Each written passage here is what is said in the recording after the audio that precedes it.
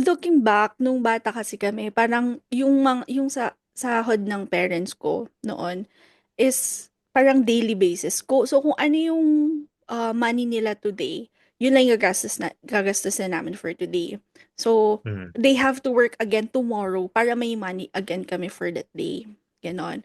Tapos, medyo nag-progress lang um, nung naghiwalay na sila and then nag-abroad si mama. Parang mas better lang yung naaalat na money kasi parang, um, so, parang monthly na yung ano, parang nababudget mo na, meron na, na-allocate na yung money per section sa bahay. Parang meron na kami pang grocery, pang rent, pang school, ganyan.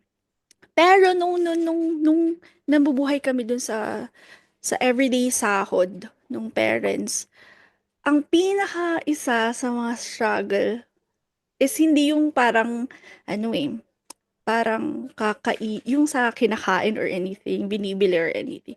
Pero yung nagkakaroon ng financial problems, yung nakikita mo yung parents mo na nag-aaway because we are financially struggling.